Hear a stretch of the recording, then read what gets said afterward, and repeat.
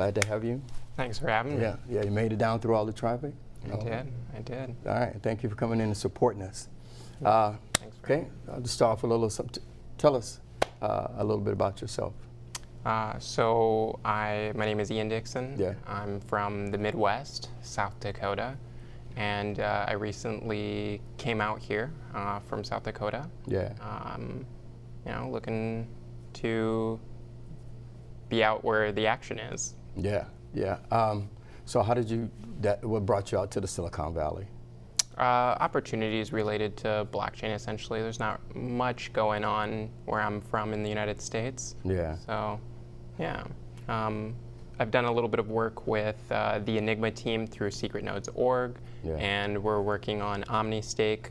We thought this was the place to do it. Okay. So OmniStake and Secret Nodes are here in the Silicon Valley? Yep. Okay. All right. So let me ask you this. What is blockchain? So blockchain is essentially like a distributed ledger where the inputs and outputs, what is determined like valid of the inputs and outputs is like... Yeah, I know it's like a blockchain is so huge, and it seems to be so disruptive, and it's like primarily disruptive in finance. Yeah. Why is it so disruptive in finance? It's really disruptive in finance because, every time somebody has tried to take the concept of digital money and make it historically, it's typically gotten shut down for this reason or that reason. Yeah. And when you apply distributed ledgers to money or finance, and you can separate like the consensus part, like what process determines what's valid and not valid, when you can separate that from a central entity, it allows like this persistent system to start existing that kind of once it starts, it keeps going. Yeah, so it's like disruptive in banks, it's disruptive in payment providers, it's disruptive in credit. I mean, blockchain is encompasses all of that, right? Blockchain technology. It's touching a lot of different places. Yeah, it seems to touch. And so, along with blockchain, tell us a little bit about cryptocurrency. So cryptocurrency is kind of, it seems like, Bitcoin brought about this first initial concept of how to use like a blockchain. And after that was like, live for a number of years, we started seeing other cryptocurrencies come out, and cryptocurrency kind of is just like the term that the community latched onto. For a bit they were like, do we call this?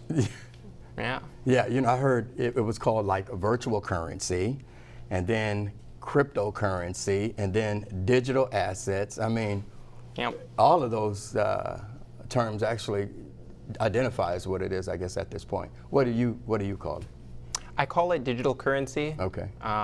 Virtual currency seems to, in my opinion, apply to like video game currencies, and I settled with digital currency. Digital currency. Okay, I noticed that, and maybe you did too, that people are apprehensive about digital currency, and they're afraid of digital currency, right? Have you noticed that as well? Seen some of that from the uninitiated. And part of the reason why is, I think, is because they think that it can't be private. So, there are AML and what is anti-money laundering and KYC, know your customer, and all those kind of things. But can blockchain transactions, can they be private? Well, first of all, with like Bitcoin isn't private. So traditionally, in this new space, transactions are not private, but they can be. Techniques to make transactions private have been worked on for a while now, and we need a little bit more time before we see them, with a better user experience, let's say. Okay. So you're secretnodes.org, right? And so we have a clip that we want to show about secretnodes.org. And so give us a little brief of what that's all about. So that clip is a high-level overview of what secret nodes are and how they power the Enigma network and help it achieve the privacy goals that it's trying to. Okay, so let's take a look at that, that clip now. At Enigma, we're building at the intersection of privacy and decentralization. Our mission is to drive the global adoption of decentralized platforms and applications, and we do this by solving for privacy. Enigma's protocol turns ordinary smart contracts into secret contracts, which allow decentralized applications to use private and sensitive data without ever exposing it publicly, even to the nodes in the Enigma network themselves. With today's blockchains, that's just not possible. Enigma lets us build new kinds of scalable and secure decentralized applications in all kinds of industries, creating significant new value. So what makes all of this possible? The key is the secret nodes that support the Enigma protocol. Secret nodes are responsible for performing computations in Enigma's decentralized network. Node runners receive fees in ENG tokens for securely running code without exposing input data. And when you run a secret node, you're not just receiving fees, you're helping us secure the privacy of the decentralized web. And because Enigma is a permissionless proof-of-stake network, anyone who stakes ENG tokens can run a secret node. Are you interested in learning more about Enigma, privacy, and secret nodes? Visit secretnodes.org and learn how you can run your own secret node. Come join the data privacy and decentralization movement. Come join Enigma. Okay, so tell us a little bit more about secretnodes.org. So secretnodes.org came about out of kind of recognizing that there's not very good node support in these in the ecosystems out there for cryptocurrency. Yeah.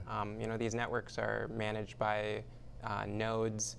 Nodes have varying degrees of complexity and not a lot of documentation. Okay. So we started secretnodes.org to create documentation around this, lower the barrier to entry for people to learn how to run one, and lower the barrier to entry so they can understand it better. Okay.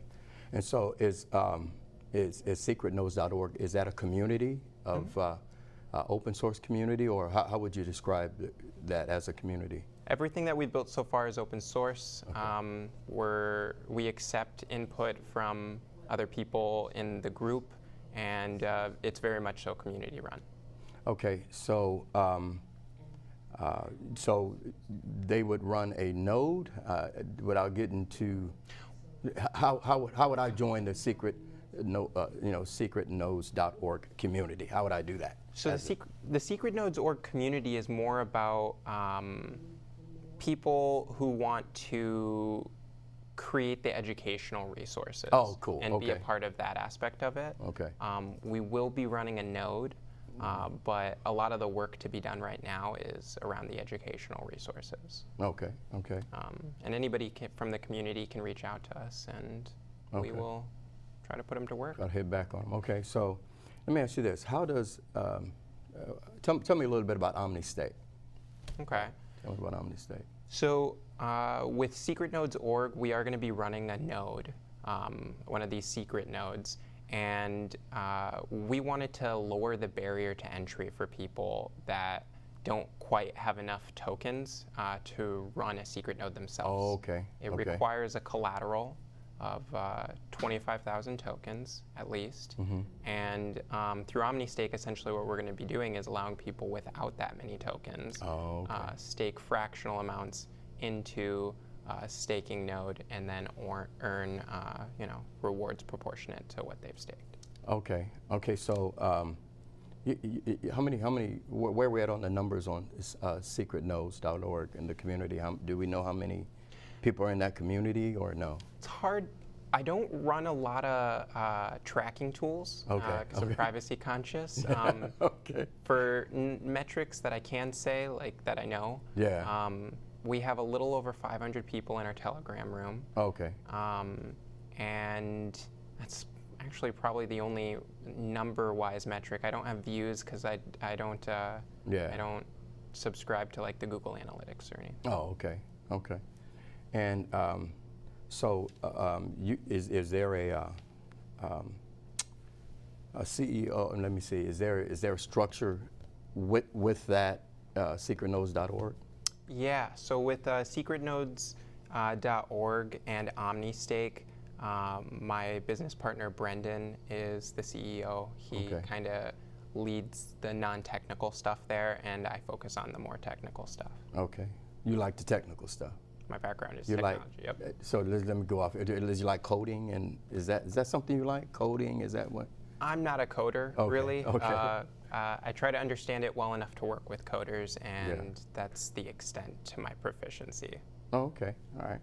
Because I know the Valley here, that's like the occupation around here. Everybody, they even have coding for children now, so everybody's coding. So tell me about the Genesis project. I know that's another one of the things you guys are working on. So the Genesis games are going to be starting for Enigma. Right now, we're going through a phase where people are getting snapshots taken of how many mainnet Enigma tokens they have. Yeah. And then, based on that information gathered, they're going to be airdropped testnet tokens, and those will be used. Wow, okay. Yeah, those are going to be used to actually participate in the Genesis games. And the Genesis games is a competition for a slot to be one of the first node runners, essentially. There's going to be 50 slots, and yeah. That sounds like fun. But it's kind of, we're getting kind of close to the end of that. How long you guys were working with that Genesis game? Because I think we were talking a little earlier. Yeah. We're kind of getting close to the end of that, right?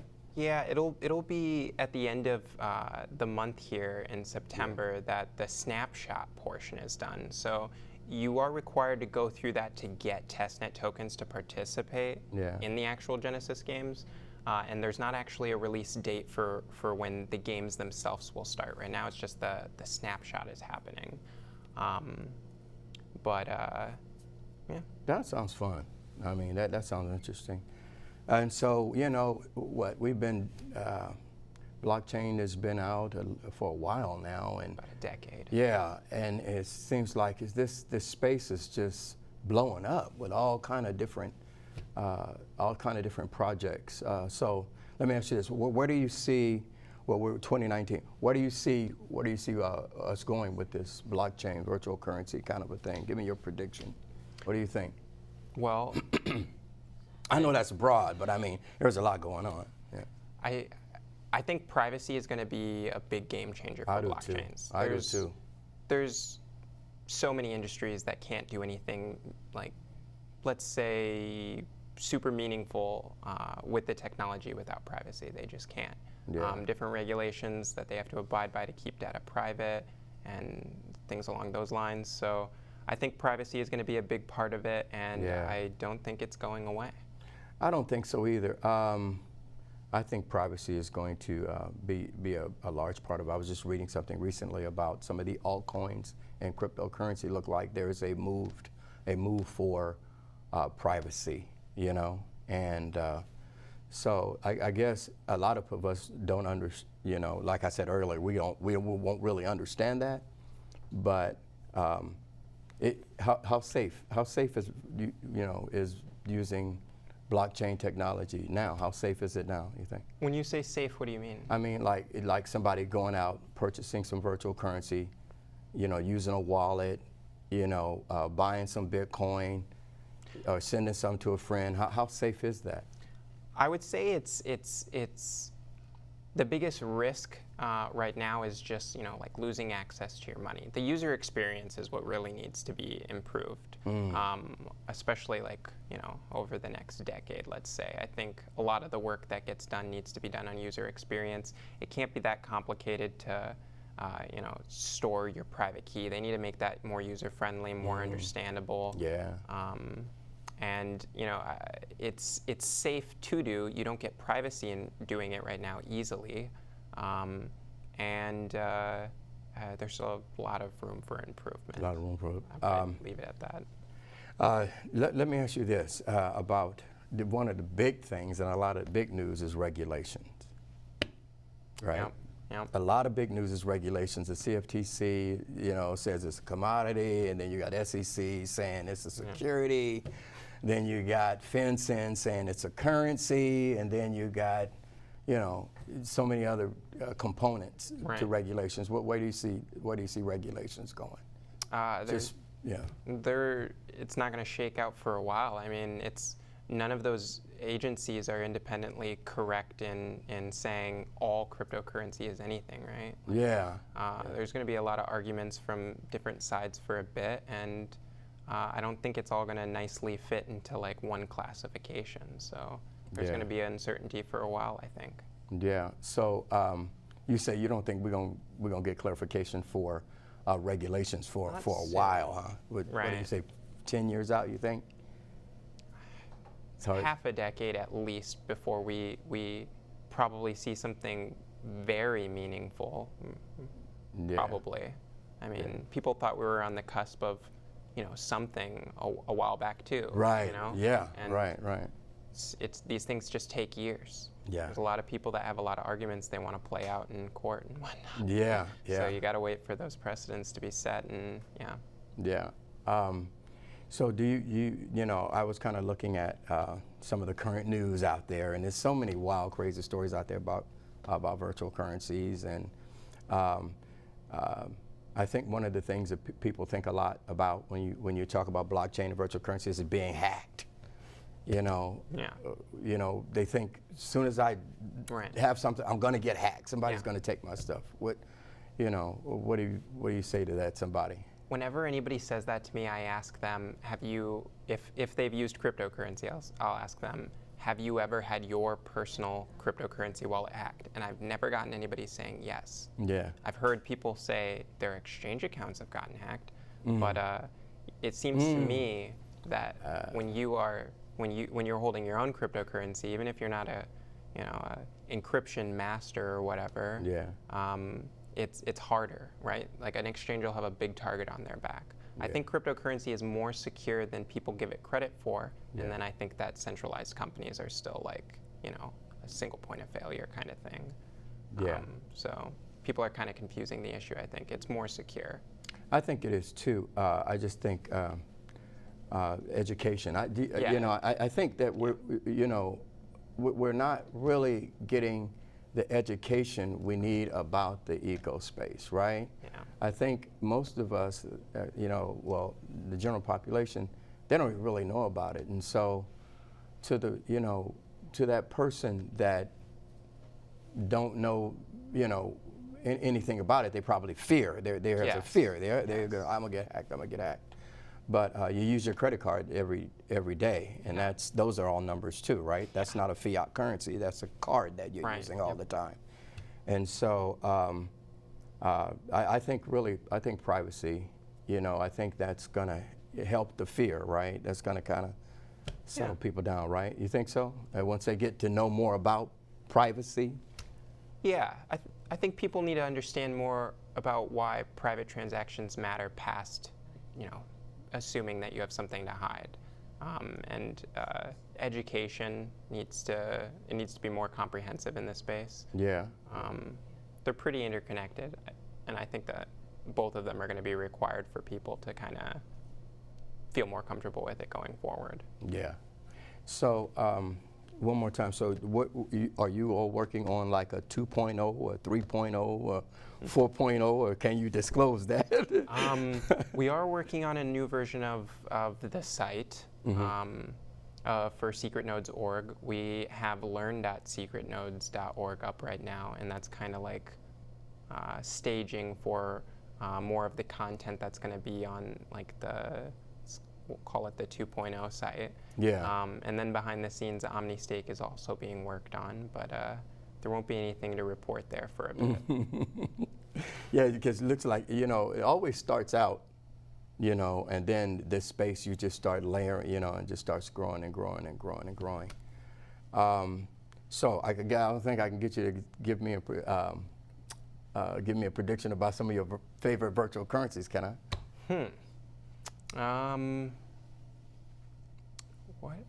Let's see. You mean like a price prediction? No, just some of the ones that you actually, because the space is use cases, right? Yeah, yeah. What is this used for, right? And it looks like there's in the remittances in the payment sector, it looks like there's just an enormous amount of virtual currencies that have just all collaborated and went into that remittances thing, And I think you and I were both over at decentralization over there, and there was there's some of the people over there working on some different kind of projects. Oh. You know what I mean? So what are some of the other stuff you see this blockchain used for? I really only focus on the privacy projects out there. I like to think of myself as a privacy maximalist versus like. Oh, I like that. Privacy maximalist. Right. Yeah. Used to be a Bitcoin maximalist. Yeah, that's what I was now going I'm to a say. privacy maximalist. I'm going to join that group. I'm going to join the privacy maximalist group. Yeah. So Orchid is another project that I'm looking at. I think what they're doing is really cool. Essentially, in short, they're taking a model similar to how Tor achieves privacy through internet connection, these shared connections, and they're putting an incentivization scheme on top of it for people to be able to share bandwidth and surf the internet in like a censorship-resistant kind of way. I think that's really interesting. Oh, yeah. I don't think a lot of people are pulling off that concept well, and I like their approach. Then Enigma, of course. Yeah. And Bloom is a project I follow. They're in the identity space. Oh, yeah. Blockchain. Yeah. Tell us about that. You can tell us about Bloom. I want to hear about it. Well, they have an interesting thing. Right now, what they have is a wallet where you can attest, you can get different things like verified and have verifiers attest to them. Well, so that's like important. a copy of your driver's license, different background checks kind of things they're adding to it. And they have a lot of educational resources for when hacks happen. They'll give you the lowdown on it, and they'll walk you through like the is it the Equifax? Yeah, right. They walk Equifax, you through. They walk you through getting the claim and whatnot. So I think they're doing a lot of good stuff for educating users, especially in a bear market. Yeah. And building something that works like right away. They're doing a good job of that. Okay, but then let me ask you one of these final questions about storage space. Because if everybody's going to be connected, if everybody's going to be connected with their laptops, everybody connected with their iPhones and watches and everything at home, everything's connected, you think we're going to be having a problem with space, storage space stuff? I don't think we're going to have a problem with storage space. No? The technology to store the information is there. That'll keep moving forward. Okay. I mean, if we're not careful with how the internet, is fostered over, the next few decades, we might see that get more and more concentrated into like centralized data silos. But I don't think we're going to have a problem storing the information. It'll be controlling it once it's stored.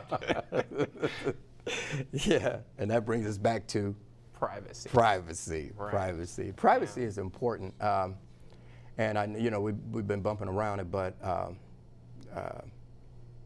I can see now. Before I actually even met you, I really didn't really know that much about privacy because I thought everything was going to be, open transaction for everybody, and then you explained to me that bit that everything. But tell me that again, because I think that's important for our listeners. So there's, I think what you're referring to is when we talked about transactional privacy and how Enigma is not a transactional privacy project. Okay. Enigma is a computational privacy project, and transactions are a type of computation. Okay. So, people looked at Bitcoin and they just assumed it was anonymous, but yeah, I did.